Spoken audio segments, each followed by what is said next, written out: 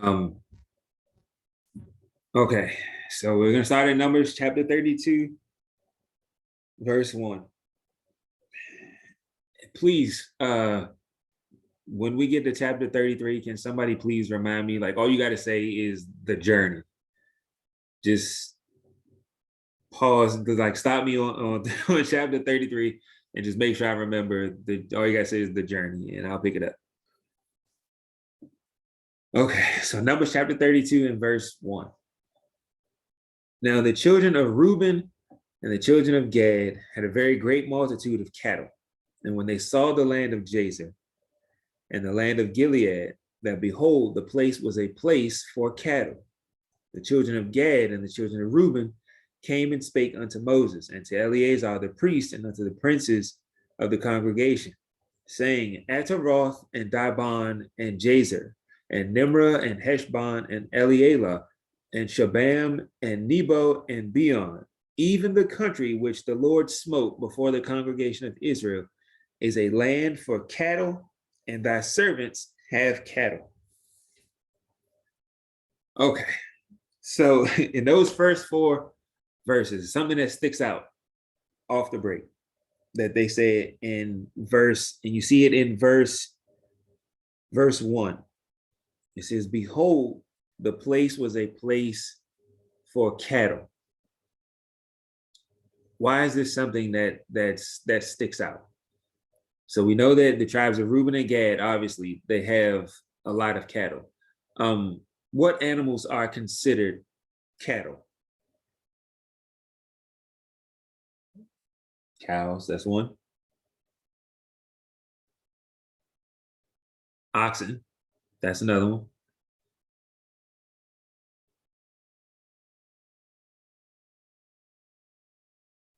Sheep. Sheep is another one. Goats. That's another one. So grazing animals.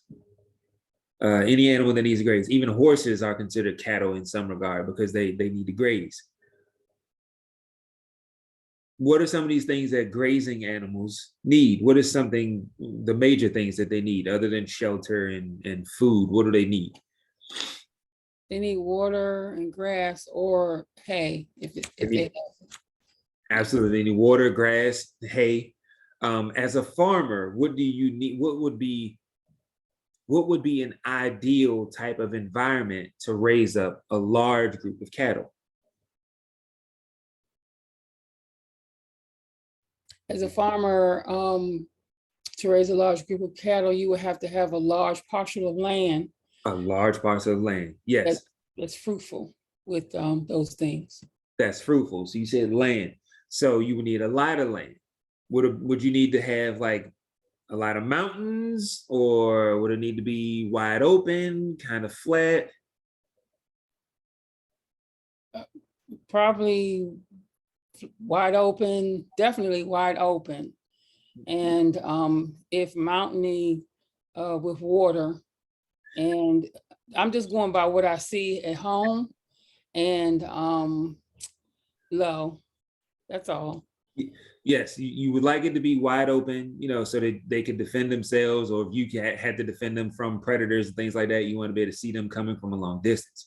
So you want it to be wide open, not too mountainous, but yes, with plenty of land and plenty of resources like water and grass and hay and things that they graze on. So these things are what you would need. In verse 4, he tells you, this is Moses talking, he's telling you what kind of land this is. He says, even the country which Yahuwah smote before the congregation of Israel is a land for cattle, and thy servants have cattle. Now we're going to jump back really quick. When he says the country, what exactly is he talking about? Numbers chapter 21 and verse 24. So Numbers chapter 21, verse 24.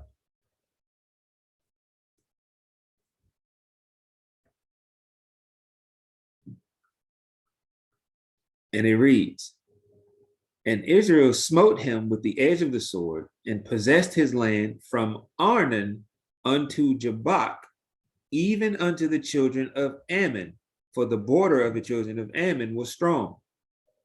Who remembers what that land was called between the Arnon River and the Jabbok River?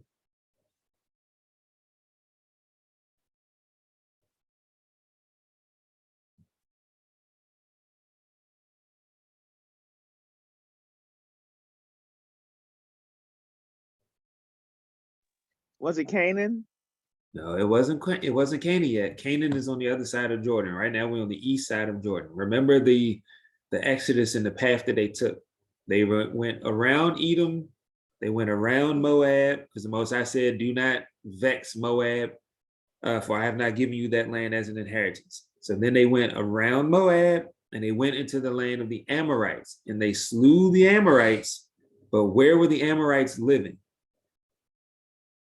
Remember Sihon, and then you had Og, the king of Bashan, and all of those people, and they wanted to travel up the King's Highway, and they settled in a particular place.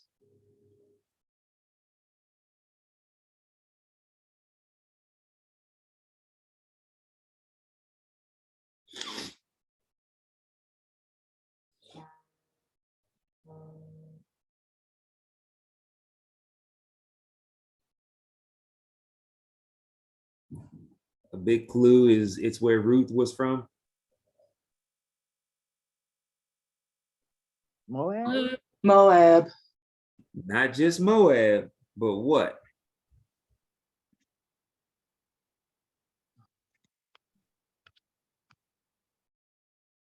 A great place. God, is that what it is? No, not Pisgah. It's a great place to raise a lot of cattle. It's in the country. Oh, it's called Bamoth? But you're trying to read it, and I want you to think. No. That's how I pronounced it. Oh, no. It's Moab, but remember that land it belonged to the Amorites. They took it over. What was the name of the place that they took over? It wasn't just Moab. It was something special about this place.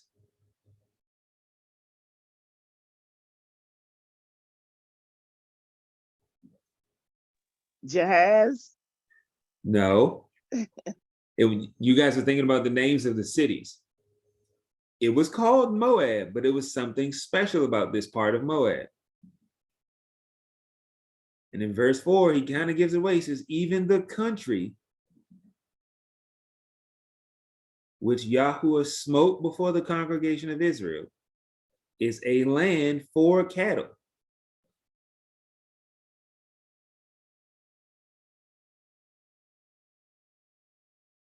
This area that they're talking about, this is the plains of Moab. Literally, that's what it was. It's an area wide open, a plain. That's what a plain is. It's an area wide open. Not many mountains. There's plenty of resources. I mean, think about it. There's a river on each end of it, Jabbok and Arnon. So there's plenty of water there. There's plenty of resources. They said this land is a great land for raising cattle. So this is where they are talking about settling. The tribes of Gad and Reuben, and then later on you're going to see Manasseh also settled in the plains of Moab. So let's keep going. Verse 5. Wherefore said they, if we have found grace in thy sight, let this land be given unto thy servants for a possession, and bring us not over Jordan. And Moses said unto the children of Gad and to the children of Reuben, shall your brethren go to war, and shall ye sit here? And wherefore discourage ye the heart of the children of Israel from going over into the land which Yahuwah hath given them?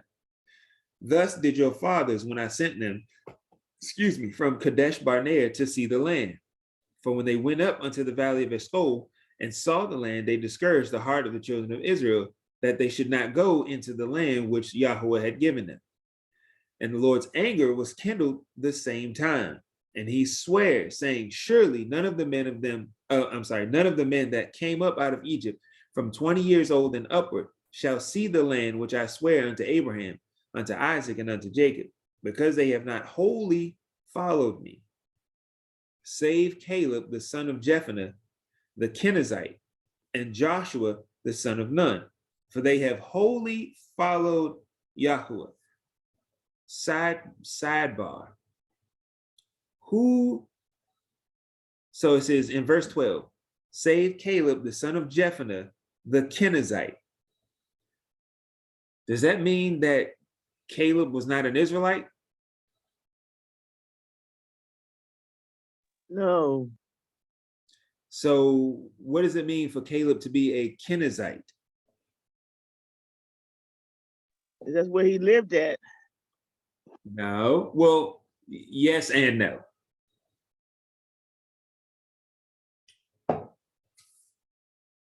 Kenizzite was named after who?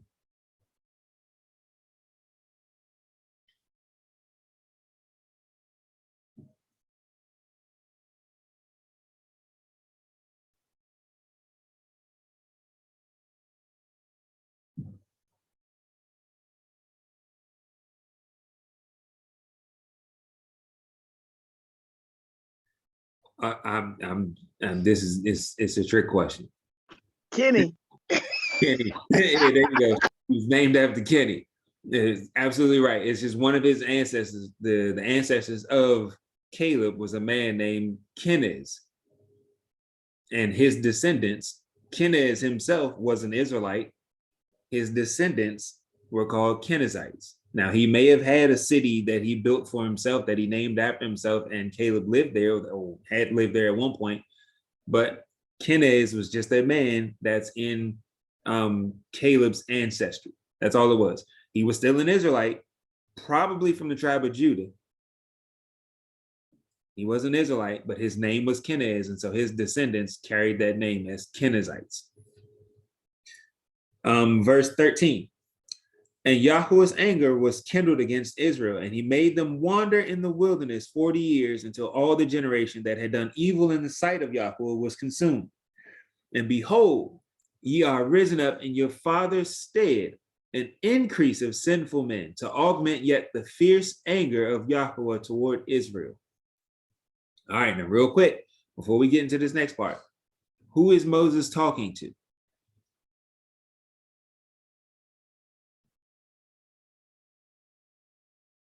The children, the next generation of Israelites. Specifically who? The sons of the ones 20 years old and over who died in the wilderness. Well, yes, literally, yes. This is the generation that's out here now, that these are the people he's talking to. But Moses is talking to two people in specific.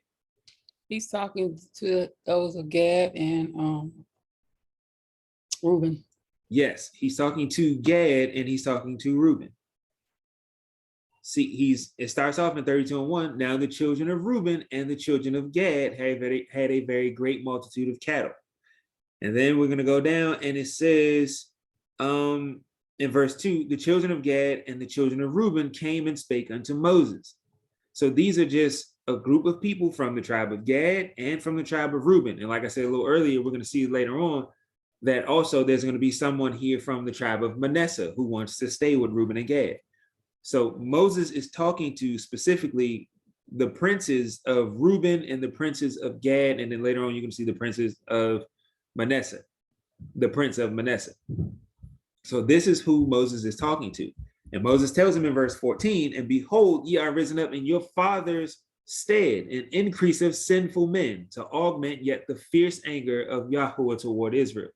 So he's telling them, we remember what the previous generation did by going against what the Most High said do, by them saying, you know, the land of Canaan is not a good land, we shouldn't go there, don't go over there, they're going to kill us, blah, blah, blah.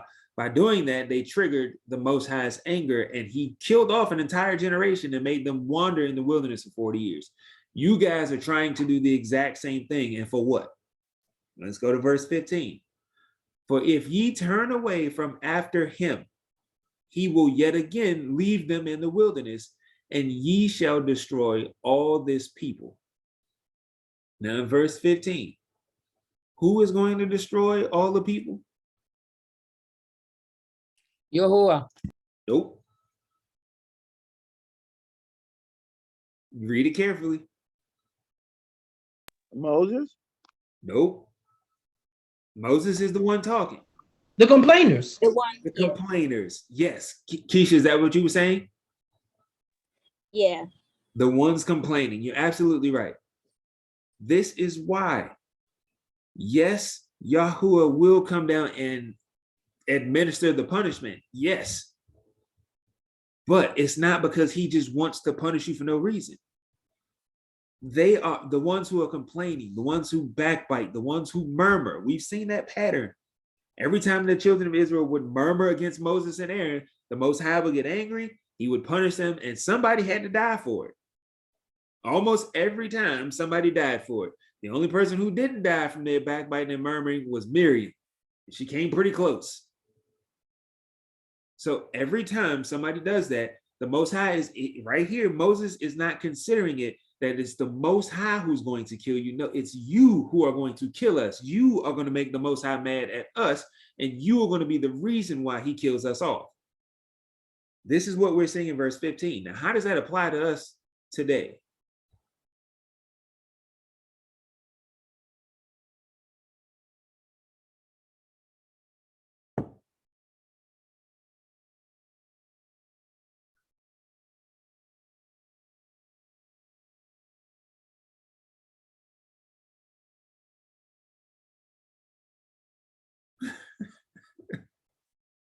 I see your mouth moving. I know you, I know, I see it. You thinking.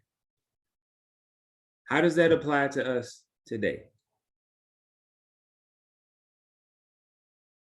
Think about what's the reason that we are in captivity today. Yeah, I was about to say, because we haven't done his commandments, his statutes, and his laws. We turned our back on him, and we refuse to do what he wants us to do.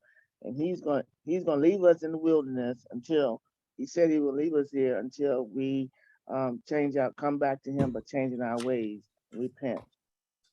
So following that logic, 2 Chronicles chapter 7, and Cynthia, if you can read this for me, that'd be great. 2 Chronicles chapter 7 and verse 14.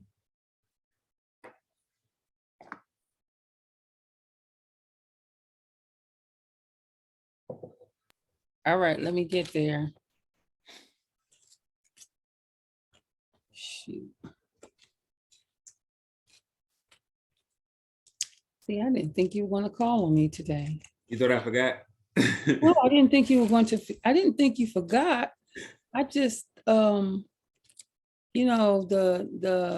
platform kind of changed there. Yeah, it did. It did.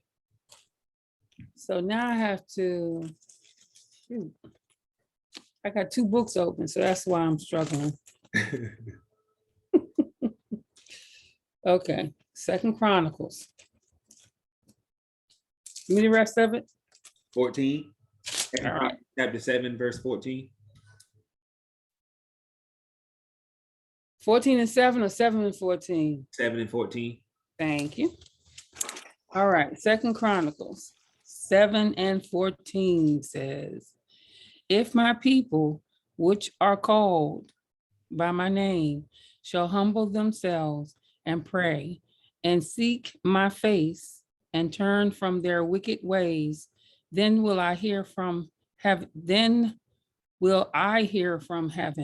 and will forgive their sin and will heal their land. I read that this morning because I underlined it and started. And forgive their sin. Right? And forgive their sin and will heal their land. This is how this applies to us. Our forefathers went astray. We learned we learned from them how we should not interact with the Most High. We learned from them the horrible ways. We're learning the ways that how we should please the Most High and how we're supposed to keep the law, statutes, commandments. But the thing that has to happen first is that we have to realize that it was us that caused the problem in the first place. Remember, the Most High, according to Jeremiah 29:11, he only wants to give us a desired end. He wants to prosper us, but we have to keep his law, statutes, and commandments. Excuse me. If we don't, then we incur the wrath of our Father.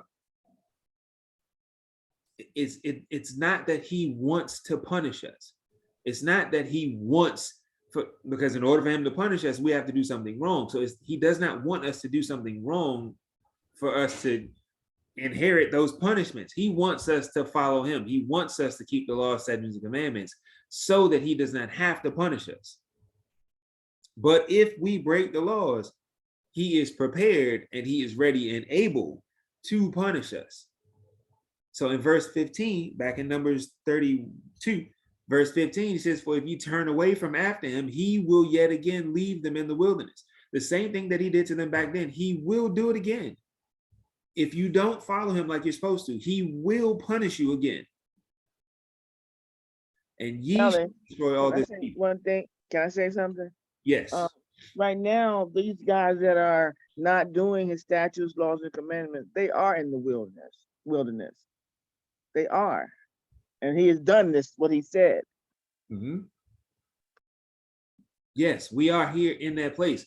And then so the second part that I want you to think about is, can one or two of us escape captivity? We came together, we got to leave together. That's exactly the point. This is why Moses told them that you will destroy this people. Because not one or two of us can leave captivity and leave the rest of us behind. No, we came into captivity together. That's the only way we're going to leave it as a nation, because the Most High is coming for a nation of Israel. He's coming for an entire generation of Israel, not just one or two, not just 1,000, not 2,000. No, he's coming for an entire generation of Israel that have been keeping the law, statutes, and commandments. So if one or two of us go astray, that jeopardizes all of us. And this is what Moses is trying to get through to these particular princes of Reuben and Gad and Manasseh.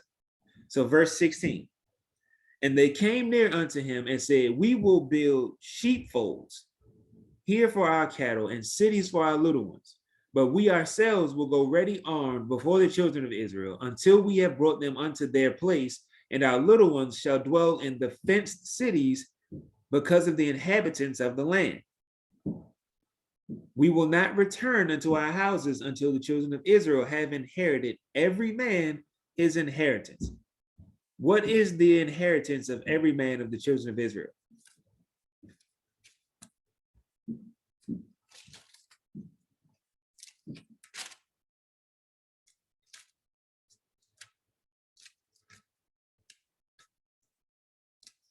The land of Canaan?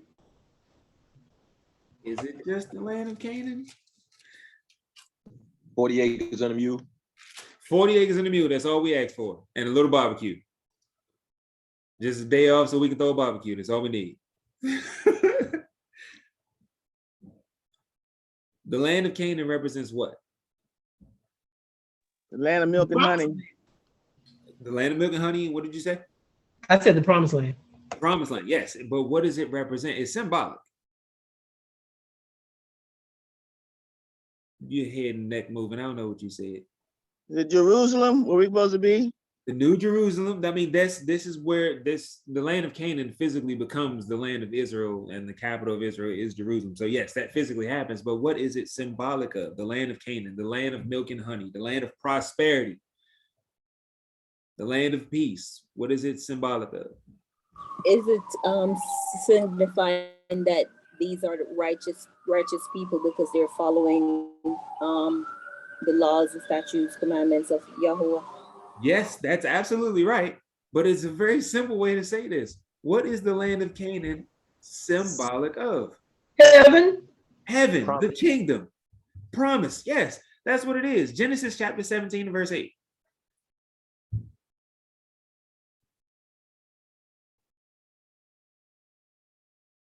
Yeah. Genesis chapter 17 and verse 8. The land of Canaan is what the inheritance is that they're looking for. This is what the particular princes of Reuben and Gad are talking about, the land of Canaan. They're talking about this physical inheritance, but it's symbolic of the kingdom of heaven.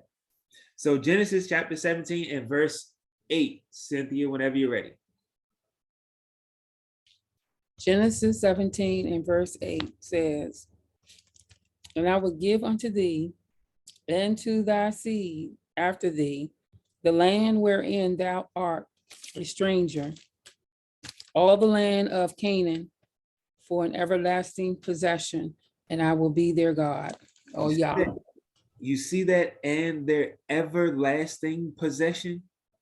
How long is the kingdom supposed to last? Everlasting. Forever. This is how you know that that Canaan, that land, because we read in this is some time ago, we read in was it the book of Enoch?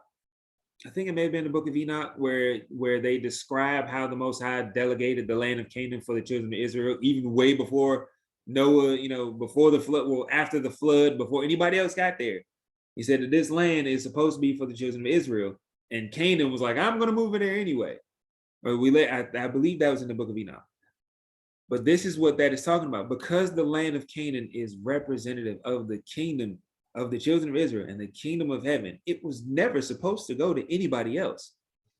This is why when the children of Israel got there, they were supposed to kill everybody else that was there, because this land was for you, not for anybody else, and these other people have polluted it. So let's continue on. Verse 19. Because there's a okay. Verse 19. "For we will not inherit with them on yonder side Jordan or forward, because our inheritance is fallen to us on this side Jordan eastward. And Moses said unto them, If ye will do this thing, if ye will go armed before the Lord to war, and will go all of you armed over Jordan before Yahweh until he have driven out his enemies from before him, and the land be subdued before Yahweh, then afterward ye shall return and be guiltless before Yahweh and before Israel, and this land shall be your possession before Yahweh." Now, what did Moses, we'll see if you catch it. What did Moses just have the princes of Reuben and Gad do?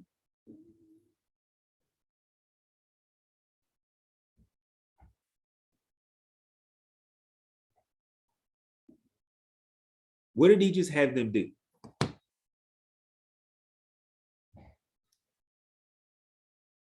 They're going back and forth.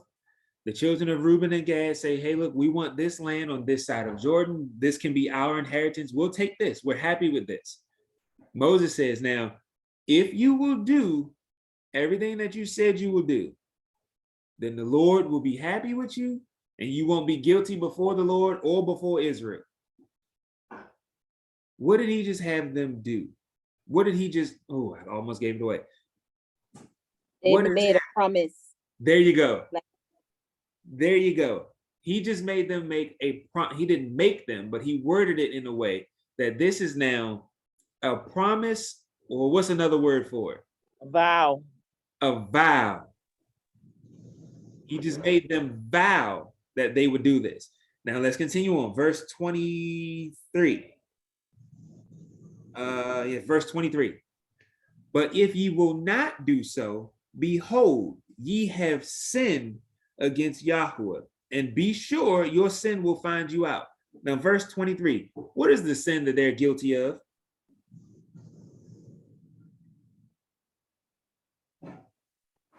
They basically be breaking that vow. They lying to Yahweh. Lying to the Most High. But we know that a sin is when you break a commandment. Did the Most High give them a commandment that they had to go fight for the children of Israel?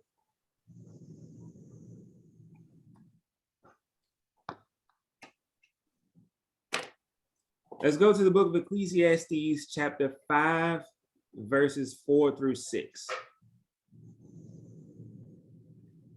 Ecclesiastes, chapter 5, verses 4 through 6.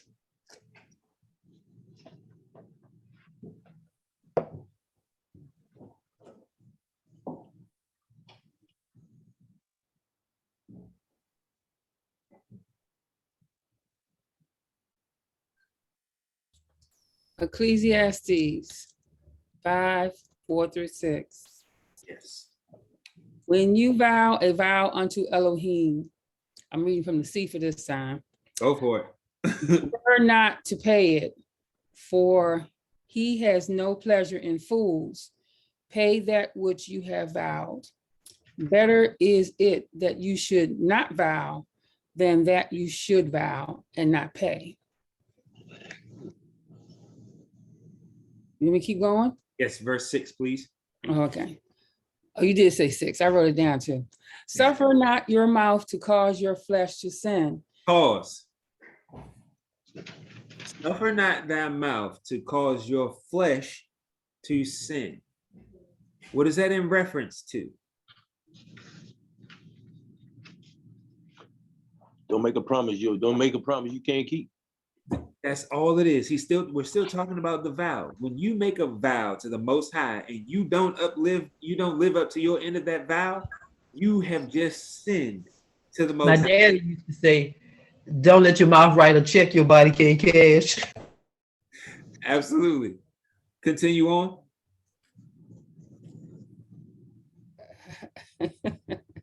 Suffer not your mouth to cause your flesh to sin, neither say you before the angel that it was an error. Wherefore should Elohim be angry at your voice and destroy the work of your hands? So this is the sin that the children of Reuben and Gad would be guilty of, because Moses, I'm not going to say he tricked them, but the way Moses put it, he had them to make a vow. Like, all right, this is what you said you want, right? Well, this is what you have to do to get it. And if this is what you're willing to do to get it, then I will gladly bless you and let you stay on this side. So they have made a vow. Now, if you go back on that vow, this is a sin. Now let's go to Numbers chapter 30, verses 1 and 2. This is something that we just saw. Numbers chapter 30, verses 1 and 2. Numbers 30, verses 1 and 2. And Moses spake unto the heads of the tribes concerning the children of Israel, saying, this is the thing which Yahuwah have commanded.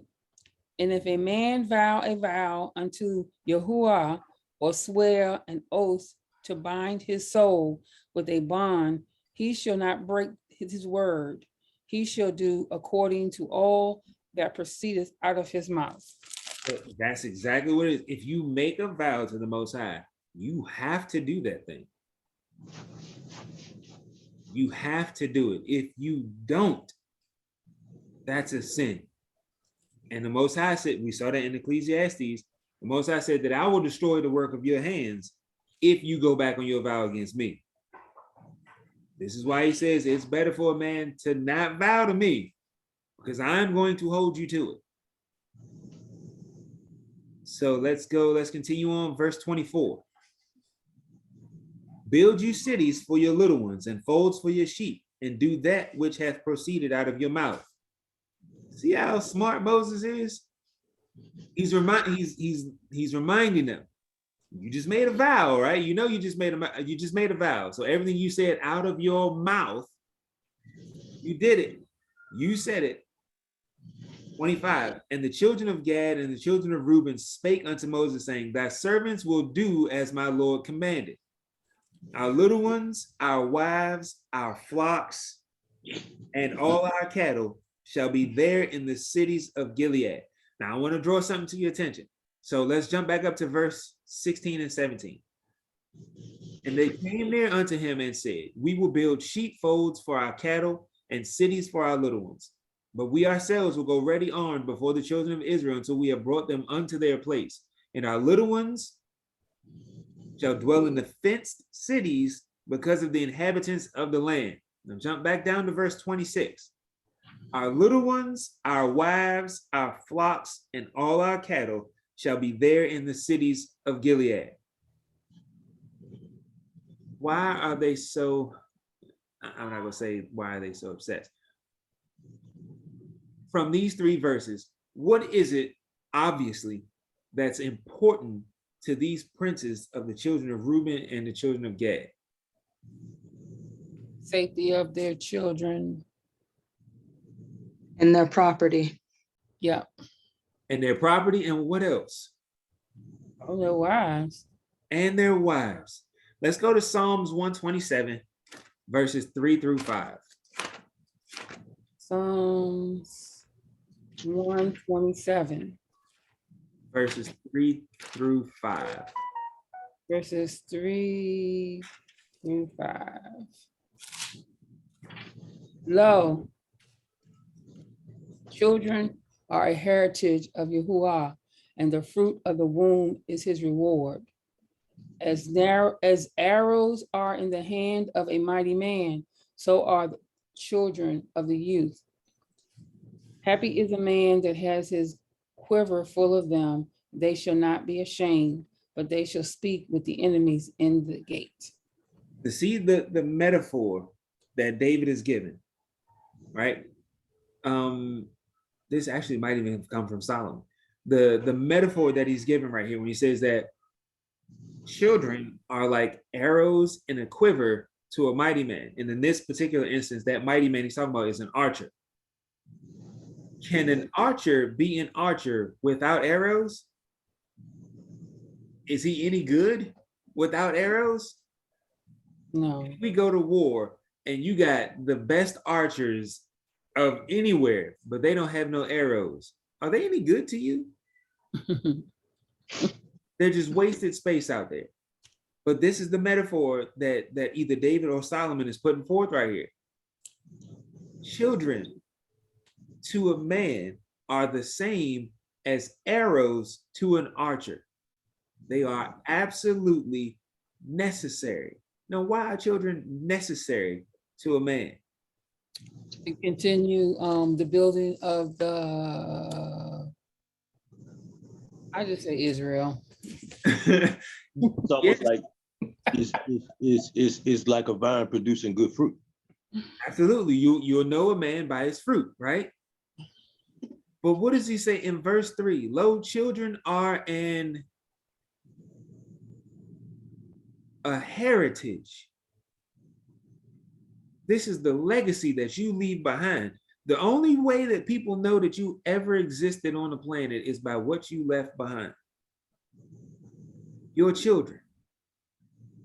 He says that they are a heritage for you and of Yahuwah. Right? And then it says, happy is the man that has his quiver full of them, full of children. He's going back and forth with the arrows and the children. But he's saying, happy is the man that have a quiver full of arrows, meaning a man that has a lot of children.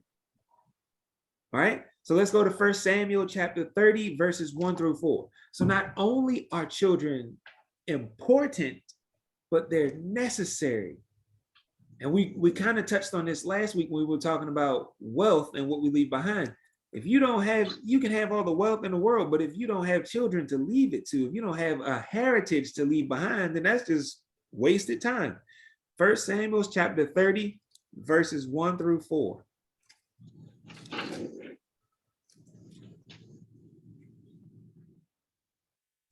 You sure it's 1 Samuel? Yes. Yes, absolutely, yes.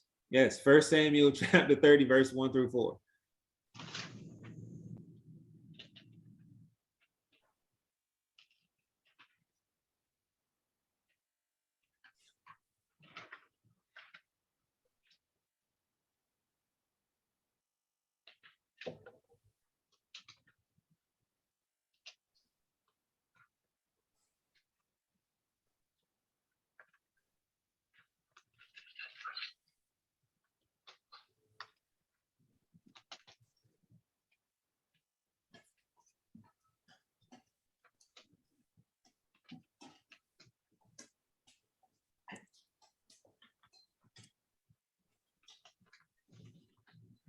Cynthia? Sorry, I got it. Yeah, my eyes been bothering me today, so Oh, yeah, but it's okay. I found it. are you sure? Mm-hmm. Okay. 31 through 4. And it came to pass when David and his men were come to Ziklag Fine by Right. me. Ziklag on the third day that the Amalekites. Amalekites, thank you. Amalekite, no, I got the underscore, so that's what I was doing.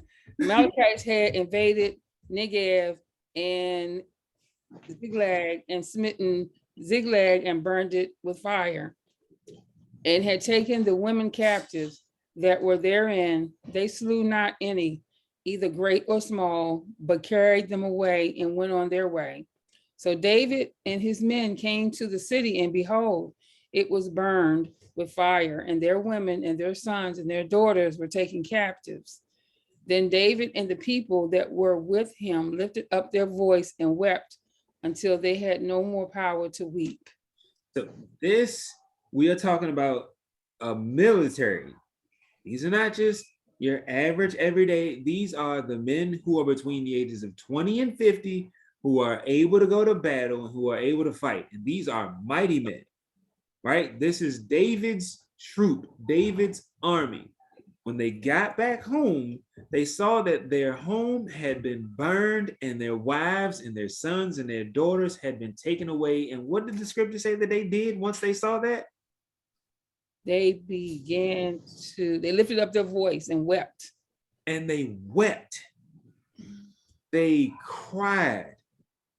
These dudes out here yelling and screaming and crying for their wives, their sons, and their daughters. Now, if you know the rest of this story, this is how important that this is to them. If you know the rest of this story, they got to the point where they were so sad and so distraught that they were willing to kill David. David was the king. They wanted to kill David because of what happened. But David told them, gird your loins, get your swords. It says that they cried so much that they had no more power to weep. You ever cried until you had no more tears left, that you couldn't cry anymore? That's pain, for you to cry until you can't cry anymore. So this is the military crying until they can't cry anymore. Now the only thing that's left is pure anger and rage. And so from then they decided they're gonna kill David. And then David said, y'all better get yourselves together. We need to go and get these people and get our wives and children back. And they do. And in the process, they go and they slay a whole camp full of folks to get back their wives and their children. This is how important our wives and our children are to an Israelite man. I can't even speak about anybody else because I'm not concerned. To an Israelite man, our wives and our children are important because without our wives, we cannot have children. And without our children, we have no legacy, we have no heritage. The scripture says that children are a gift from the Most High. This is why when you see in scriptures, when a woman is barren, she acts like her life is just for nothing. Like there's nothing, I have nothing to offer if I can't give my husband children. This is why you see that. This is why you see when you go to scriptures, like in the book of Genesis, when I get them mixed up all the time, when Hannah goes before the priest and she's like crying and he's like, what's wrong with you? He thought she was drunk. It was because she couldn't give her husband children. When you see Leah, when she gave birth to the first four, their names mean, things like, the Most High has blessed me to give my husband a child. Surely he will love me now. Right? This is why you see that, because it is important for us to bring forth children, because that's our heritage. That's our legacy. That's what's most important to us. And you see the children of the princes of Reuben and Gad, they show that. It's like, dude, we'll go to war, no problem. We're willing to put our lives on the line. If only you allowed us to build sheepfolds for our sheep and for our cattle, and let us build fenced cities. Now, I know you see that word and you think fence, chain link fence. No, they're talking about walls, like the walls of Jericho. They're building walls around this city to protect their wives and their children and their property. That's how important it is to them. We're willing to risk our lives for our families. Okay. All right, Yaakov. So where do we stop? In 26. Okay. So verse 27, Numbers 32 and verse 27. But thy servants will pass over, every man armed for war, before Yahweh to battle, as my Lord said. So concerning them, Moses commanded Eleazar the priest, and Joshua the son of Nun, and the chief fathers of the tribes of the children of Israel. And Moses said unto them, if the children of Gad and the children of Reuben will pass with you over Jordan, every man armed to battle before Yahweh, and the land shall be subdued before you, then ye shall give them the land of Gilead for a possession. But if they will not pass over with you armed, they shall have possessions among you in the land of Canaan. All right, so in verses 29 and 30, what did Moses just do? So a little further up, we established that now we have a vow between Moses and the children of Reuben and Gad. Now Moses does what in verses 29 and 30?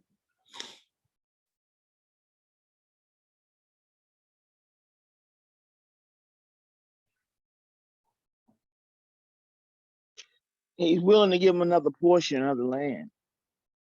Now, well, not even just that. So they were already promised the entire land of Canaan. The children of Israel have the entire land of Canaan as an inheritance. The Most High has already said that that's happening. That's a done deal.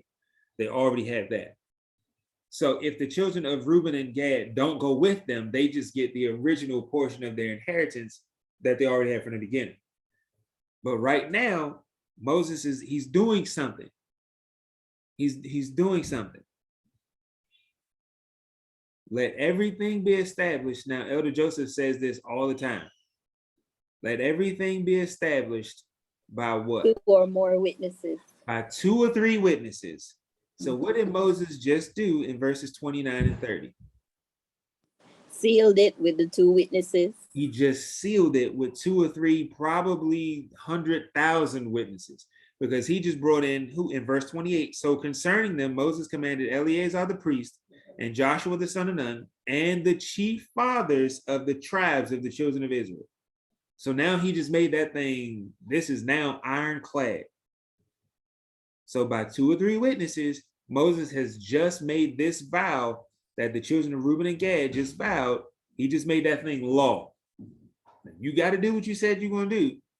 Now let's go into verse 31. And the children of Gad and the children of Reuben answered, saying, as the Lord hath said unto thy servants, so will we do. He says, we will pass over armed before Yahweh into the land of Canaan, that the possession of our inheritance on this side Jordan may be ours. And Moses gave unto them, even to the children of Gad and to the children of Reuben, and unto half the tribe of Manasseh. See, that's where he comes in. The son of Joseph, the kingdom of Sihon, king of the Amorites, and the kingdom of Og, king of Bashan, the land with the cities thereof in the coasts, even the cities of the country round about. And the children of Gad built Dibon and Ataroth and Aroer, and Atroth, Shophan and Jazer, and Jogbehah, and Bethanimrah and Betharon, fenced cities and folds for sheep. And the children of Reuben built Heshbon and Elealah and Kirjathim, and Nebo and Baal-meon, their names being changed, and Shebma gave other names unto the cities which they builded. And the children of Mashir, the son of Manasseh, went to Gilead and took it, and dispossessed the Amorite which was in it. Now, verse 39 is something that's very important, because if you remember the map, they got rid of the Amorites from the Arnon River all the way up to Og, the king of Bashan. So Arnon River, past Jabbok, past all those other ones, all the way up to Og, the king of Bashan, the giant. They got rid of all the Amorites from there on out. The only place that the Amorites were left was in Gilead. Now, the reason this is important is because in verse 39, they removed the Amorites from even Gilead. So they were gone. That's it. Only the Amorites that were in other places still existed until this day. So they removed all of the Amorites. So verse 40. And Moses gave Gilead unto Mashir, the son of Manasseh, and he dwelt therein. And Jair, the son of Manasseh, went and took the small towns thereof and called them Havoth Jair. And Noba went and took Kenath and the villages thereof, and called it Noba after his own name. Okay, so are we good on chapter 32? Kelly, Yes. is this where the journey comes in? Yes. Yes. Thank you. Thank you. Now this is the part of the journey. And this ties into something that before Yaakov got off, it ties into something that he said. The journey that we're on is not for the faint of heart. The journey that we're on, it has its ups, it's going to have its downs, it's going to have its hard times, its rainy seasons, it's going to have sunshine, it's going to have all those things. But it's the journey. And I want you to see something, and at the end of this, I want somebody to tell me, we're going to stop like partway through. I want somebody to tell me why this is written in here the way that it's written. So Numbers chapter 33, starting at verse 1. These are the journeys of the children of Israel, which went forth out of the land of Egypt with their armies under the hand of Moses and Aaron. And Moses wrote their goings out according to their journeys by the commandment of Yahweh, and these are their journeys according to their goings out. And they departed from Ramses in the first month on the 15th day of the first month. What's that feast day? Pesach. That's Pesach. That's Passover. You're absolutely right. On the morrow after the Passover, the children of Israel went out with an high hand in the sight of all the Egyptians. Now here's something funny. Did the children of Israel celebrate the Feast of Unleavened Bread that year? If they were on journey, no. They didn't. So they left immediately after Passover and did not keep the Feast of Unleavened Bread that year. Verse 4, for the Egyptians buried all their firstborn, which Yahweh had smitten among them, upon their gods. Also, Yahweh executed judgments. Now, what does it mean that our God, Elohim, executed judgment on their gods? What is it that they're talking about? Now, this is a lesson from a long time ago.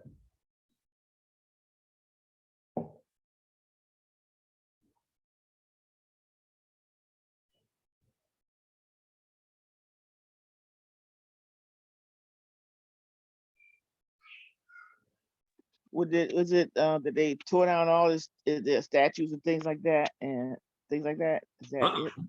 No, while the children of Israel, while we were in Egypt and the Most High was executing judgment upon their gods, we didn't tear down anything. We were slaves still until we got released on the Exodus. Well, God proved that all their gods were false. I mean, they had this weird god of the Nile. He turned that into blood. They had a god who believed in, the crops. He had the locusts eat it all up. So he just proved that their gods were false. That's exactly what it means. Yeah, because all the curses that he did was of gods. Every single curse and every single miracle that the Most High did pertained to one or more of the deities that the Egyptians believed in. He did it so that the children of Israel would know. I know you've been here for 270 plus years. You've been in this land and you've been under these people's rulership, and they've been showing you all these different gods and they worship all these different things. I know you've seen that since you've been here, but let me show you that every one of them is garbage. And this is what he did. That's the judgment he executed on them. I'm going to show you that they are nothing more than dumb idols that can't talk, they can't breathe, and they must be born, meaning that the only way they move is if somebody carries them. That's what it means that he executed judgment on them. Verse 5, and the children of Israel removed from Ramses and pitched in Succoth. And they departed from Succoth and pitched in Etham, which is in the edge of the wilderness. And they removed from Etham and turned again unto Pahiroth, which is before Baal-Zephon, and they pitched before Migdol. And they departed from before Pahiroth and passed through the midst of the sea into the wilderness, and went 3 days' journey in the wilderness of Etham, and pitched in Marah. And they removed from Marah and came unto Elam. And in Elam were 12 fountains of water, and 70 palm trees, and they pitched there. And they removed from Elam and encamped by the Red Sea. And they removed from the Red Sea and encamped in the wilderness of Sin. And they took their journey out of the wilderness of Sin and encamped in Dophkah. And they departed from Dophkah and encamped in Alush. And they removed from Alush and encamped at Rephidim, where was no water for the people to drink. And they departed from Rephidim and pitched in the wilderness of Sinai. And they removed from the desert of Sinai and pitched at Kibroth Hattava. And they departed from Kibroth Hattava and encamped at Hazeroth. And they departed from Hazeroth and pitched in Rithma. And they departed from Rithma and pitched at Ramon Perez. That's where the Spanish people are. And they departed from Ramon Perez and pitched in Libnah. And they removed from Libnah and pitched at Rissah. And they journeyed from Rissah and pitched in Kahelathah and pitched in Mount Shapher. And they removed from Mount Shapher and encamped in Harada. And they removed from Harada and pitched in Makheloth. And they removed from Makheloth and encamped at Tahatha. And they pitched at Tarah. Oh, wait, I'm sorry. And they camped at Tahath. And they departed from Tahath and pitched at Tarah. And they removed from Tarah and pitched in Mithka. And they went from Mithka and pitched in Hashmona. And they departed from Hashmona and encamped in Moseroth. And they departed from Moseroth and pitched in Bene Jaakan. And they removed from Bene Jaakan and encamped at Hor HaGedag. Hor HaGedag, whatever. And they went from Hor HaGedag and pitched in Jotbatha. And they removed from Jotbatha and encamped at Ebrana. And they departed from Ebrana and encamped at Ezion Gaber. And they removed from Ezion Gaber and pitched in the wilderness of Zin, which is Kadesh. And they removed from Kadesh and pitched in Mount Hor in the edge of the land of Eden. And Aaron the priest went up into Mount Hor at the commandment of Yahweh and died there in the 40th year after the children of Israel will come out of the land of Egypt, in the first day of the 5th month. And Aaron was 123 years old when he died in Mount Hor. And King Arad the Canaanite, which dwelt in the south in the land of Canaan, heard of the coming of the children of Israel. And they departed from Mount Hor and pitched in Zalmanah. And they departed from Zalmanah and pitched in Hunan. And they departed from Hunan and pitched in Oboth. And they departed from Oboth and pitched in Ejabarim, in the border of Moab. And they departed from Eim and pitched in Dabon Gad. And they removed from Dabon Gad and encamped in Almondiblathaim. And they removed from Almondiblathaim and pitched in the mountains of Abarim before Nebo. And they departed from the mountains of Abarim and pitched in the plains of Moab by Jordan near Jericho. And they pitched by Jordan from Beth Jesimoth even unto Albashittim in the plains of Moab. Okay. From verse 1 all the way to verse 49. From verse 1 all the way to verse 48.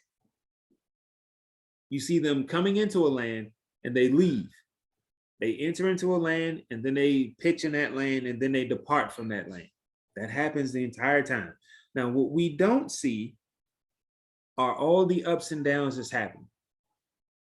All we see is a description of a map of the children of Israel on their journeys, how they wandered around the wilderness for 40 years, all the way up until they get to this point right now in history. Why is it written that way? Remember, Moses said that the Most High commanded him to write this according to the goings of the children of Israel. Why is this important?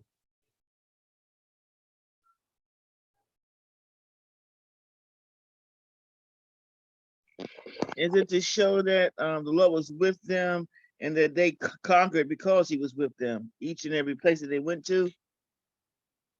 Nope.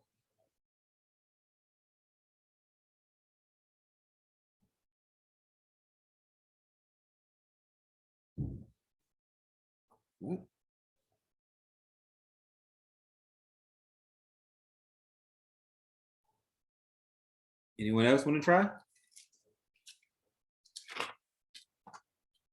That is a true statement. The Most High was with them, even though he was angry. Even though he had to kill a few of them off, he was with them the whole time.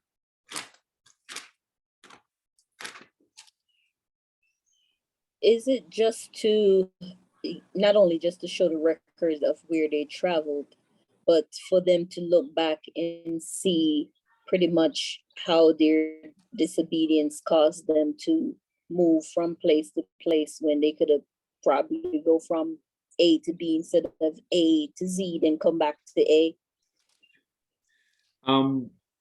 Could be. That could be one. We can go with that.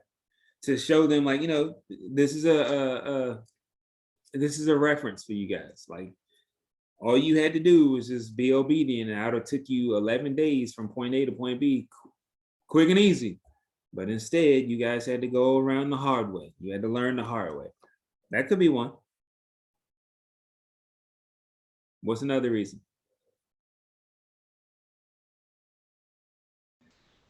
And if you think about it, these people wandered through the wilderness and through the desert and through the mountains, and they were pretty much walking. And if you think about 10 people walking through all this way for 6 months, it's an amazing feat.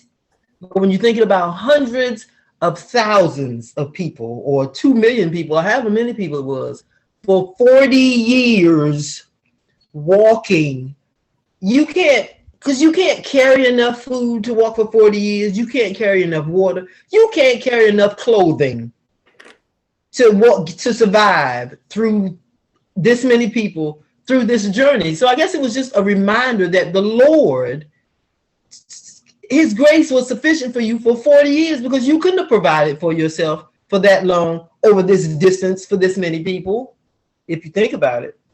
You're absolutely right. That is a great point. That is a great point. How do we apply that to right now?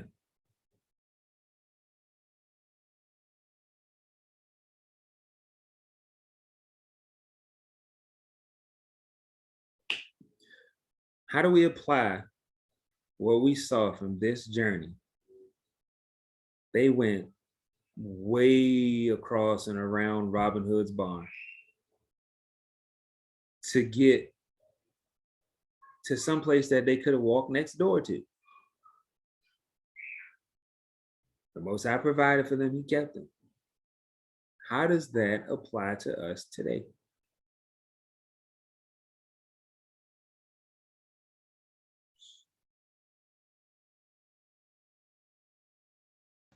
The Most High has a plan for all of our lives. And if we keep the law, statutes, and commandments, it's really simple, because it's all right here in the book. If we do that, he gonna take us through there. We gonna get to where we got to go, and our end of our journey gonna be just what he said it would. We can, if we don't, there are gonna be detours and mountains and valleys and adversaries and a whole bunch of stuff that we're gonna have to get through to get there. I mean, we will, if it's meant for us to get there, we still gonna get there. But you can get there in one piece, or you can get there all broken and beat up and bruised, I guess. Well, at least in my mind, anyway. It's a reminder, like Keisha said, and like you're saying, and like Miss Belinda said, it's a reminder, right? This is what happens if you don't. But notice what's not in this. The only event that is mentioned through this whole trip, this whole journey, is that Aaron died at Mount Hor at 123 years old. That's the only event that's mentioned. All the other events that happened, how there was basically a mutiny against Moses and Aaron by Abadab and his friends, and the Most High opened up the earth and swallowed them up and killed them. There was an event that happened where Moses went up on Mount Sinai. When he came back, the children of Israel had built a golden calf. According to Aaron, that thing just came out of the fire, began to worship a golden calf, and he slew off a bunch of them. There's an event that Moses smote the rock twice and caused water to come out of it. There's an event where the children of Israel walked through the Red Sea. There's an event. We know all of these events that happen, but we know them because we've read through them, and because this is about us. This is our family. This is something that's important to us. It's not mentioned here. Why not?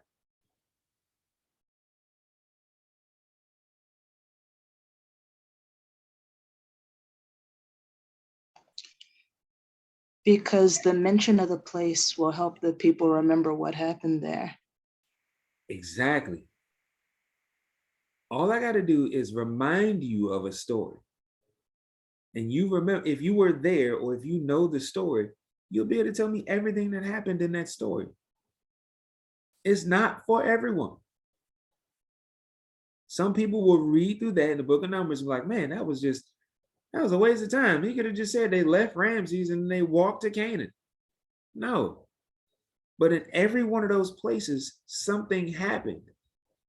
And you'll remember, you're like, wow, they pissed off God right there. And then he killed off a bunch of people. You know what? I better not do that. They murmured and complained against the Most High. I better not do that. For us today, nobody, and this ties into what we were saying earlier, nobody cares about the journey except for the people who love you.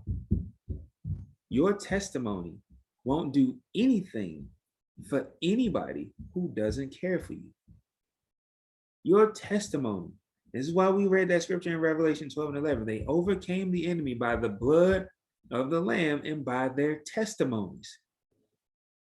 It's only for the group of people who love you and who care about you. It's only for those who are your people. You can give your testimony to a stranger or somebody who's not interested in following the law, statutes, and commandments, and they be like, wow, you came through a lot. Anyway, but the people who are striving to follow after the Most High, like you are, when you tell them your testimony, it's encouraging to them. It builds them up. Just like if you go back and you read through these events and through this, basically this cliff notes of a 40-year journal, a 40-year journey, you'll read this note and be like, wow, I remember all those things that happened to them. I remember that, but they still managed to prosper. They still managed to go through, even with the beatings and the disobedience and whatever, they repented and they got back on the horse, and the Most High still lived up to his end, still lived up to the end of his bargain. It's not over for me. I may not be right where I want to be. I may not have the relationship that I want to have with the Most High. I may not be keeping the law, statutes, commandments to the best of my ability, and I know that, and I'm working on it. But there's still a chance for me if I'm still alive. And it's funny that Yaakov said this as his rose. If I'm still on this side of the dirt, in my right mind, no matter the condition of my body, I still have an opportunity to get right with the Most High. I still have that opportunity. That's why none of the events are listed, because you're supposed to know them. You lived through them. This is your family. It's the same reason why we get into John chapter 3, when Christ is giving Nicodemus the cliff notes of the history of the Israelites. He doesn't go into great detail. Just as Moses lifted up the serpent in the wilderness, so must the Son of Man be lifted up. And Nicodemus knew exactly what he was talking. You know what? You're absolutely right. I get it. I remember that history. And then he goes into John 3:16. For God so loved the world that he gave his only begotten Son. You think Nicodemus is thinking about the entire world? No, that testimony was for the children of Israel. And that is what gave him peace, because Nicodemus came to Christ for a reason. Does anybody remember the reason why he came to him?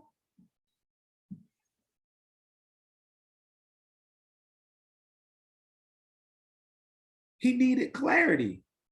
He needed understanding. It's like, wait a minute, I'm gonna go. I know my peers, these other Pharisees and these Sadducees, they don't believe in you, but I need to go talk to dude one-on-one. I need to go talk. I need to understand. And he went to him by night in secret. And he went and he talked to him and he told him, look, hey, remember our history. The same reason that Paul does it when you get into the book of Romans, and he says that our fathers were baptized in the Red Sea. People read that and be like, oh yeah, wait a minute. No, our fathers weren't baptized in Red. What is he talking about? But the people who know what he's talking about, be like, oh yeah, that was us. It's still not too late for me. I'm still in that family. This is why testimonies are so important. This is why thorns are so important. This is why when we see this in this journey, because life is about the journey. What we're going through, the destination is great, but you can't get there without the journey. I'm not about to give y'all a bunch of Hallmark card quotes, but you guys understand what I'm saying. It's the journey. The journey is so important. You can never forget the journey, and you can replace the word journey with testimony. Testimonies are so important. You can never forget the testimony. You can never get so complacent that you forget what the Most High brought you through. And then in those times when you look around and it seems like your peers and not your peers, your family, they've forgotten the testimony, you remind them. Like what Chandra did. You remind them of that testimony. They just called your name. That's what happened to the children of Israel. Dude, they forgot. They got complacent. They forgot just how good they had it. You out here wandering in the wilderness for 40 years and you didn't have to change shoes. The Most High provided for you at every turn, but yet and still every opportunity you got, you fell off the wagon and decided to worship other gods and go into whoredoms with the Moabites and go and do all this other stuff. They forgot the testimony. That's why that testimony is so important. That journey is so important. Never forget what the Most High did for you. As long as you remember that he did the impossible for you way back then, you won't, I will never question again if he's still doing miracles. Never. I will never question that. Why? Because I have a personal testimony that he was like, see, you asked for it, there it goes. Chandra has a personal experience, a personal testimony that she will never forget. And quite honestly, neither will I. I will never forget that testimony, to see how powerful and what the Most High did in her life. I will never forget that. That's the journey. It's so you never forget. Elder Joseph, you was about to say something?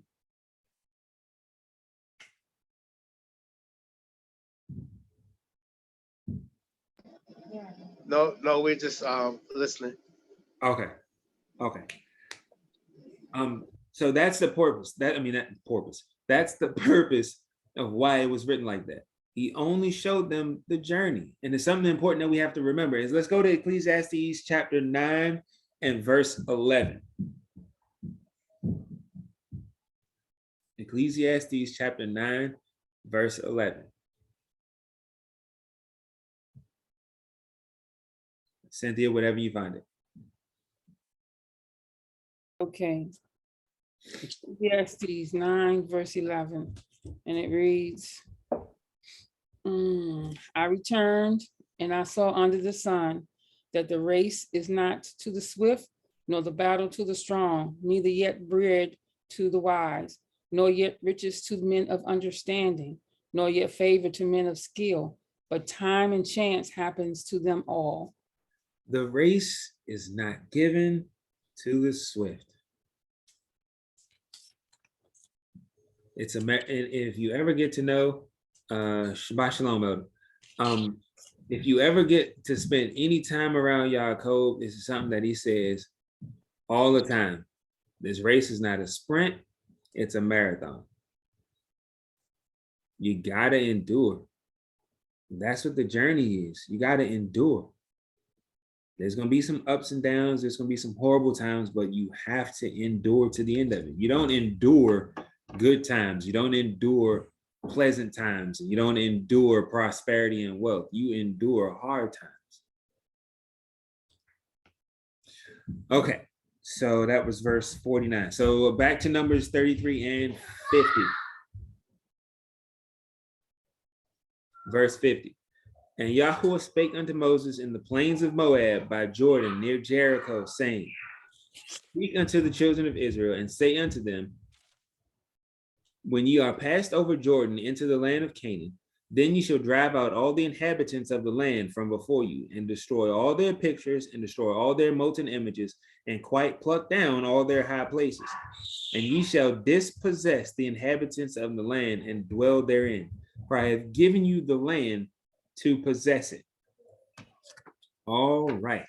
In verse 52, who remembers who those people are that the children of Israel removed from that land?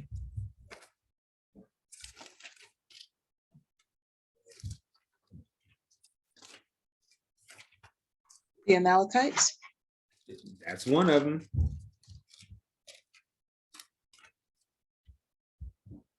the Hittites, Uh-huh.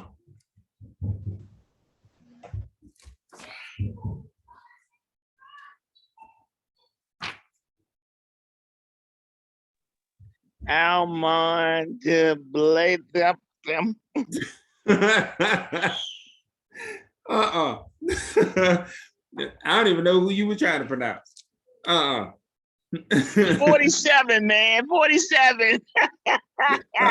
Them people, all them that These are just places where they pitched. They didn't attack those people. Was the Let's do- Jebusites one? Huh? Was it Jebusites? Jebusites, yes. There's some other ones. Well, all the Jebites in the end, right? So the Amorites. Yeah, okay. They did Amorites, yes. Let's go. And the Hittites. Yes, the Hittites.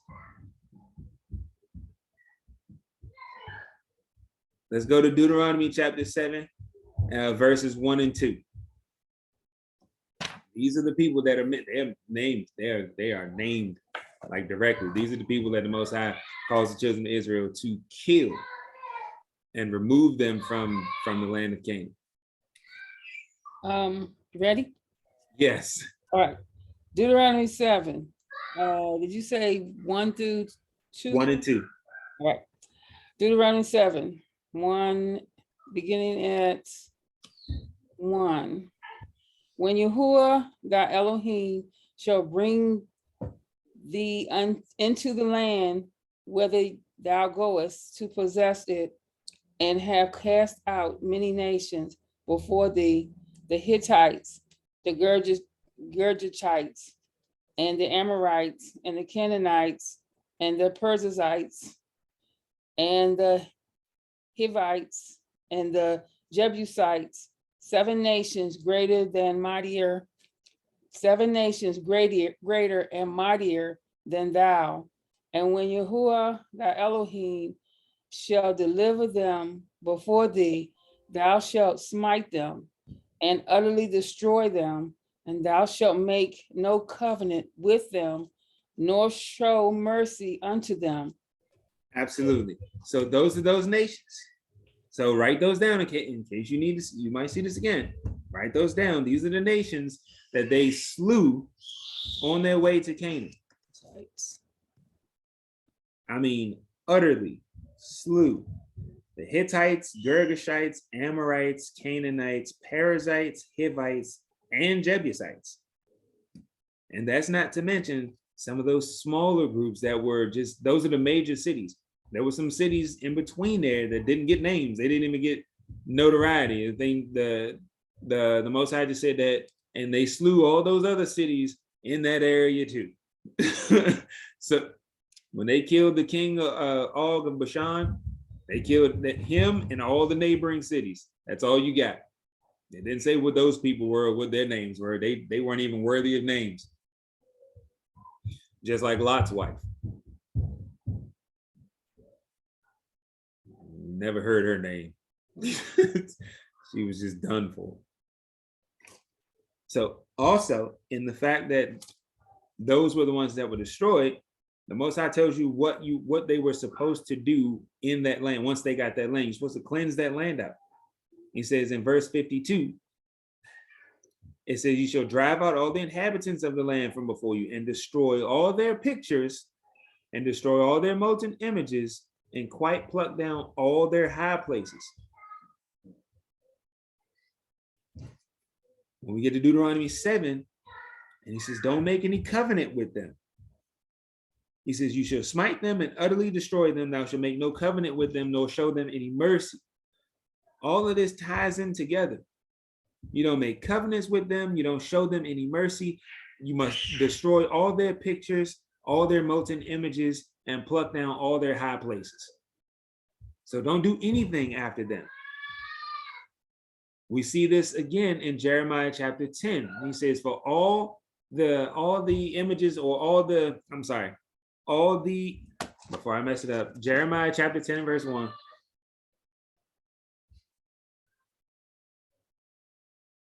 Jeremiah chapter 10. This is off the hip. Verse 1. No, not Isaiah. Jeremiah chapter 10 and verse 1. For all of the customs. There we go.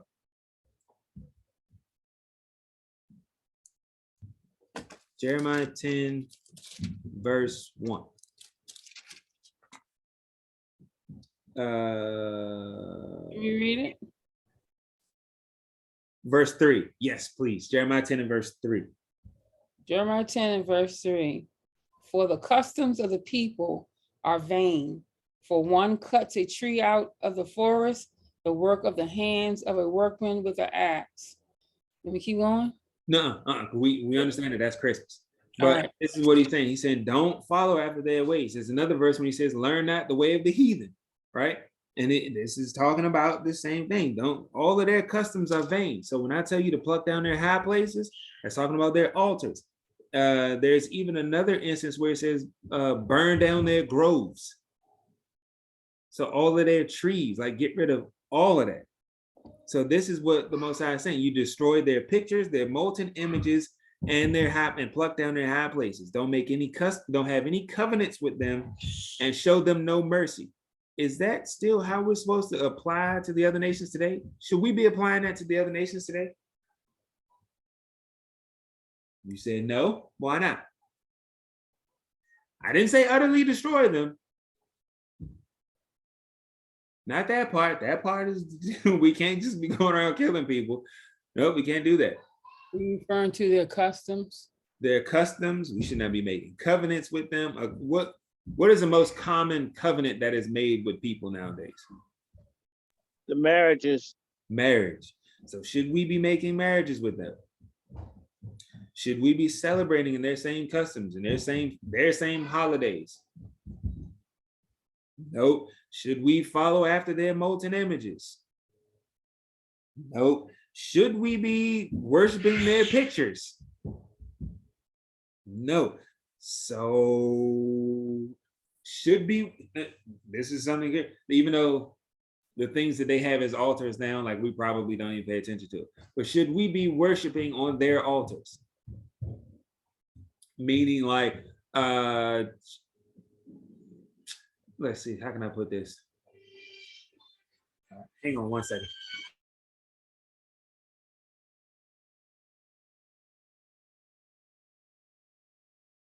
Okay, sorry about that. So we should not be doing it. So what they would consider an altar is something you sacrifice on or something you sacrifice to, right? So when it's time for us on the Sabbath day, right? We don't do anything other than study for the Most High. We rest, we do our study, we do our lesson. We don't go out like everybody else and go shopping on the weekend. We don't go shopping on the Sabbath day. That's worshiping on their altar. We don't do those things. So these things that the Most High said, other than utterly destroy them, meaning killing them, everything else we should still be doing, and this is how we should be interacting with the other nations. Even show them no mercy. Right? Now we should be living peaceful with all men. That's a commandment. We should live at peace with all men. But still, the scripture says what the scripture says. If somebody asks you, hey, look, well, I'm a whatever person. I'm not an Israelite. What does that mean for me? Well, it does not bode well for you. You can live, as long as you're not an Edomite, you can live, but you may end up being a slave. I don't know how you're going to handle that, but it is what it is. That's no mercy. I'm not trimming my ways to seek love. I'm not twisting the scriptures so that you won't be offended. No. I'm going to show you no mercy when it comes to these scriptures. Whatever the Most High said about you is what's going to happen. I can't change it. It is what it is. So Numbers 34, 33 and 54. And ye shall divide the land by lot for an inheritance among your families. And to the more, ye shall give the more inheritance, and to the fewer, ye shall give the less inheritance. Every man's inheritance shall be in the place where his lot falleth. According to the tribes of your fathers, ye shall inherit. But if you will not drive out the inhabitants of the land from before you, then it shall come to pass that those which ye let remain of them shall be pricks in your eyes and thorns in your sides, and shall vex you in the land wherein ye dwell. Moreover, it shall come to pass that I shall do unto you as I thought to do unto them. What does verse 55 mean?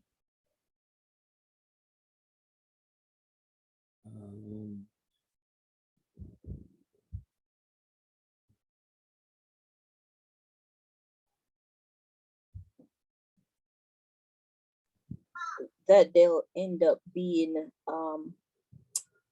an adversary in some form or fashion.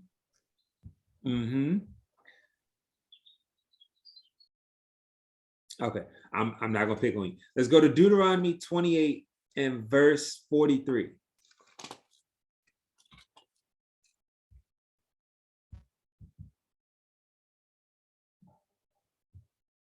Yeah, Deuteronomy 28, let's do 43 through 44.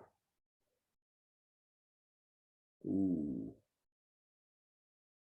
Matter of fact, let's do 43 through 45, sorry. So Deuteronomy 28, 43 to 45.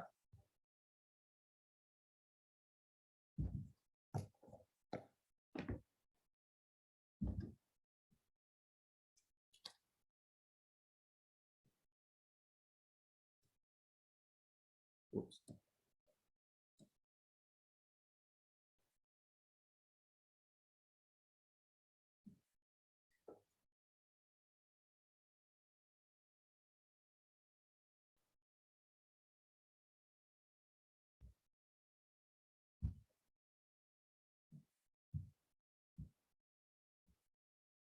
Cynthia? Kelly, I'm just reading and thinking I had the microphone open. I am so sorry. No problem. Okay, I'm sorry, everybody. All right, 43. The stranger that is within you shall get up above you very high, and ye shall come down very low. And he shall lend to you, and ye shall not lend to him.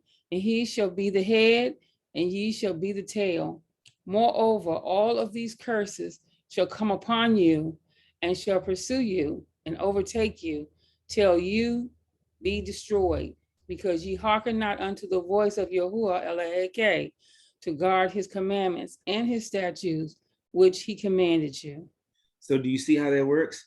In 55, and he says, but if you will not drive out the inhabitants of the land from before you, then it shall come to pass that those which ye let remain of them shall be pricks in your eyes.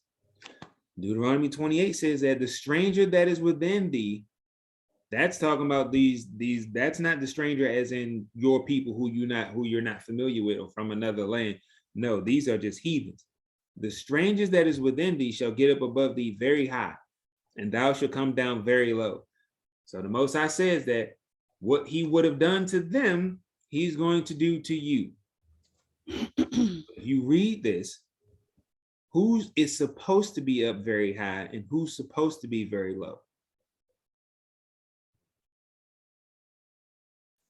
It should be reversed. We should be very high, and they should be very low. And then he can, absolutely right. And then he continues on, he shall lend to thee and thou shalt not lend to him. So who's supposed to be the lender? We are. We are. And he says, he shall be the head and thou shalt be the tail. Who's supposed to be the tail? They are. They are. Are supposed to be the tail. He says, moreover, all these curses shall come upon thee and shall pursue thee and overtake thee till thou be destroyed. Who is supposed to be pursued, came upon, and overtaken by curses? They are. Who's supposed to be destroyed? They are. This is how it's supposed to be. The Most High said, because you hearkenest not unto the voice of the Lord your Elohim to keep his commandments and the statutes which he commanded thee. And then in 46, and they shall be upon thee for a sign and for a wonder, and upon thy seed forever. They're supposed to be upon their seed forever. This is why he said, don't keep them, no, don't bring them in your cities. Don't bring them within your gates. Don't let them live there. Don't let, no.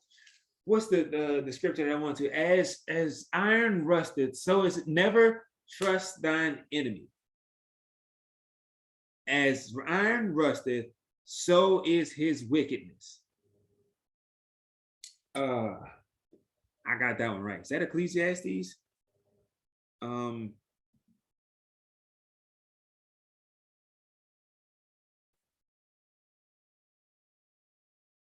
That's in the Apocrypha. That's Ecclesiasticus. So Sirach chapter 12 and verse 10.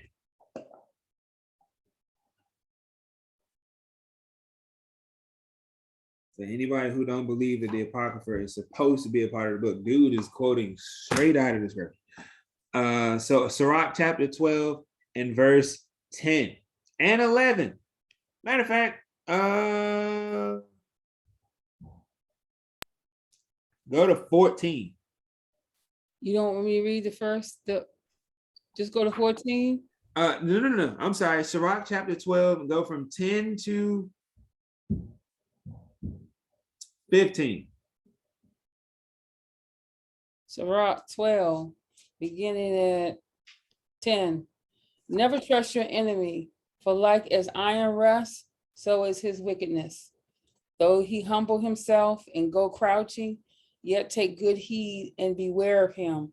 And ye shall be unto him as if you had whipped a looking glass, and ye shall know that his rust has not been altogether whipped away. Set him not by you, lest when he is overthrown you, he stand up in your place. Neither let him sit at your right hand, lest he seek to take your seat. And you at the last remember my words and be pricked therewith. Who will pity a charmer that is bitten with a serpent, or any such as come nigh and beasts? So one that goes to a sinner and is defiled with him in his sins, who will pity? For a while he will abide with you, but if you begin to fall, he will not tarry. Sirach just said something real cold.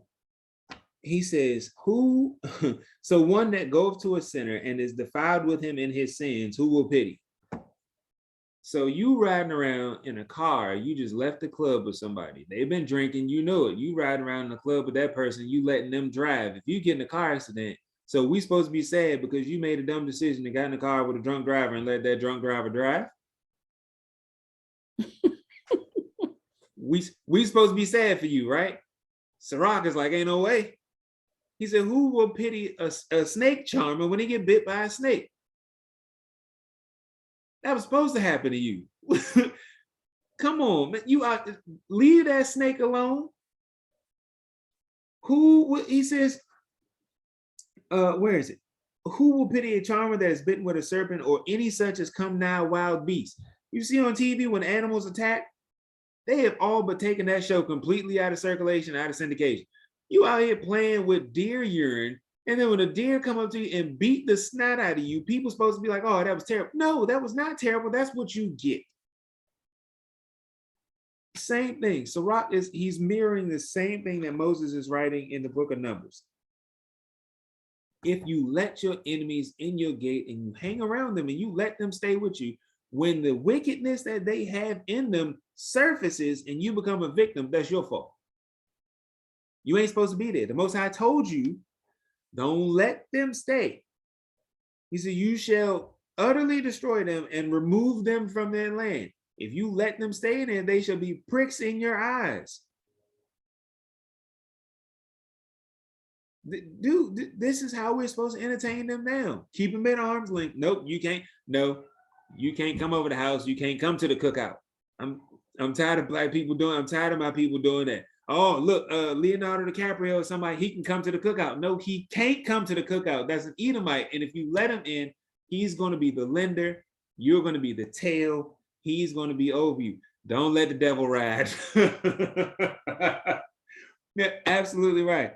It's an old saying that, and it's definitely fictional, but it says Dracula can only come into your house if you invite him. If you invite him in, you just invited the devil in your house. Why would you do that? Don't invite him in. The way the Most High said it, Sirach chapter 12, verse 10, as surely as iron rusteth, so is his wickedness. Trust not your enemies. They're your enemies for a reason. Let's continue on. Let's continue on. Where do we stop? We stopped at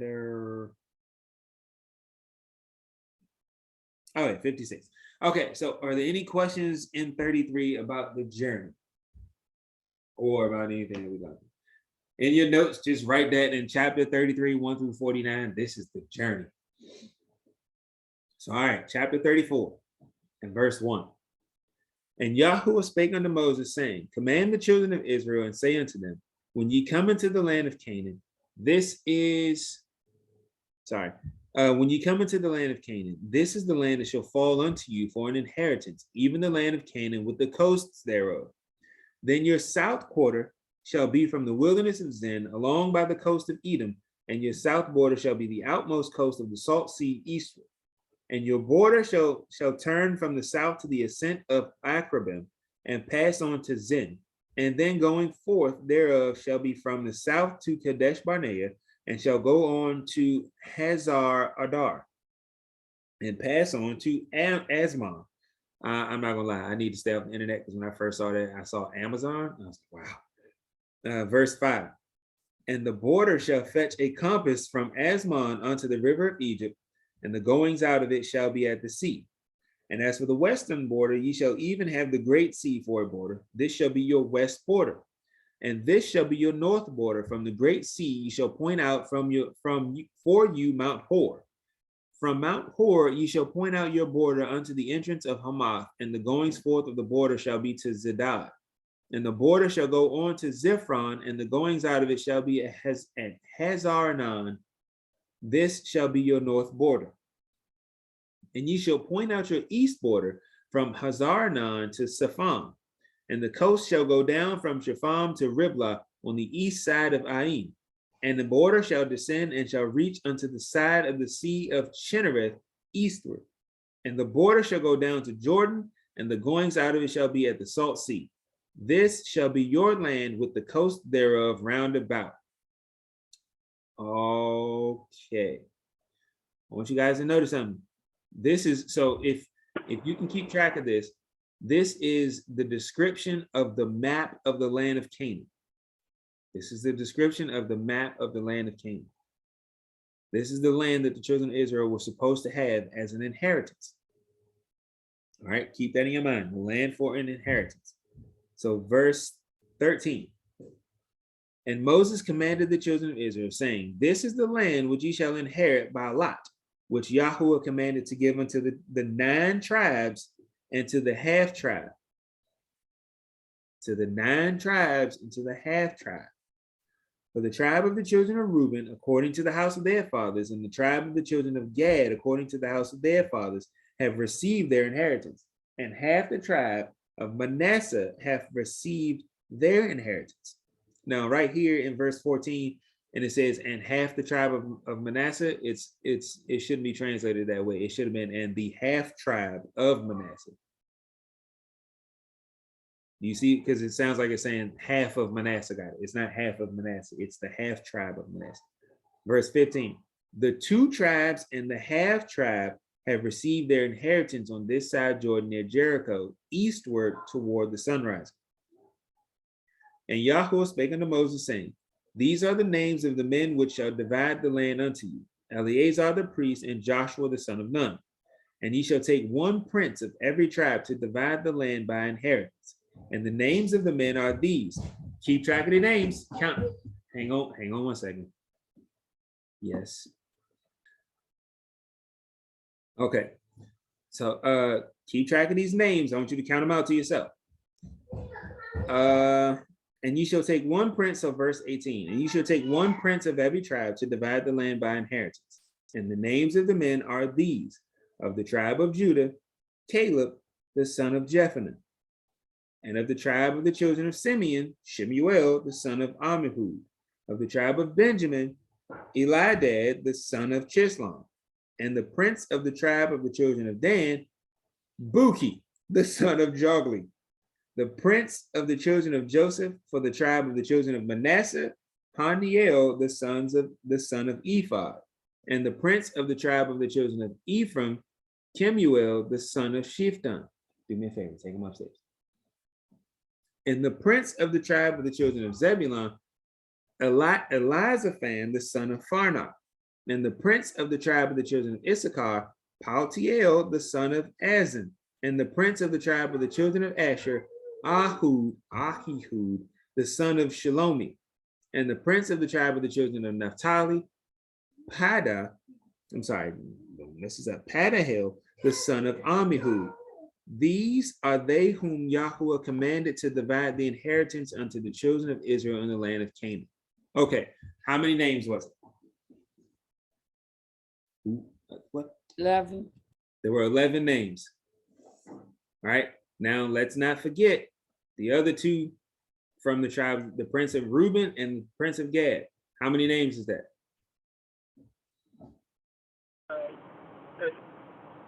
13. That's 13 names, but it's not 13 tribes, right? This is where you'll see this thing, like there's a guy that wrote a book, and he calls himself Rabbi, his name's Arthur Koestler, and the book is called The 13th Tribe. And in it, he's trying to justify that there are 13 instead of 12 tribes.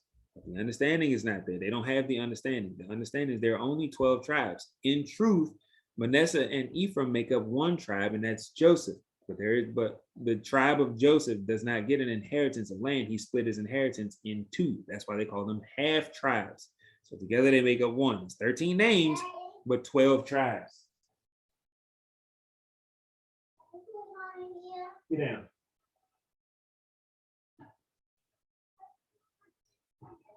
Okay, get down. Get down. I'll help you get down. Oh, stay down. Thank you. Now, this is the end of the Torah portion which we set up. Give me 1 second. So that was the end of the Torah portion, which we assigned from earlier. But there's something I wanted to add to this, because what did we see? What do we know about who was supposed to get the inheritances of land? Who did not get an inheritance? The priests. The priests, Levi. Sites, right? yeah. They did not get an inheritance of land, but the Most High did not just completely neglect them. They weren't supposed to just be homeless. So we find out what happened to them and where they live in chapter 35, in the first part of it. So let's go to chapter 35 and we'll read, start at verse 1. And Yahweh spake unto Moses in the plains of Moab by Jordan near Jericho, saying, command the children of Israel that they give unto the Levites of the inheritance of their possession cities to dwell in. And ye shall give also unto the Levites suburbs for the cities round about them. And the cities shall they have to dwell in, and the suburbs of them shall be for their cattle and for their goods and for all their beasts. And the suburbs of the cities which ye shall give unto the Levites shall reach from the wall of the city and outward 1,000 cubits round about. And ye shall measure from without the city on the east side 2,000 cubits, and on the south side 2,000 cubits, and on the west side 2,000 cubits, and on the north side 2,000 cubits. And the city shall be in the midst. This shall be to them the suburbs of the cities. So this is where the children of Levi, this is where they live.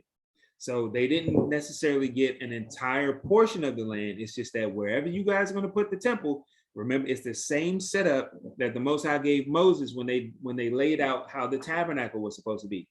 Who dwelt and whose tents were right around the tabernacle? It was the Levites. So this is the exact same thing. So the children of Israel are using that same setup, that same example that the Most High gave Moses. How Judah and some of the other tribes, Judah and Benjamin, I believe, were out front. And then you had Simeon and Levi were out, I'm sorry, not Levi, Simeon and Dan, I believe, were in the back, and they had them flanked like that. 3 tribes on the north, south, east, and west. And then you had Levi right around the tabernacle, and then the tabernacle right in the center. This is exactly the same setup. So once the temple is built, the children of Levi would be in the tents, 2,000 cubits around, around the temple, and then everybody else would be outside of that to protect them. And that's exactly how it ended up. So are there any questions about 34 and that piece of 35?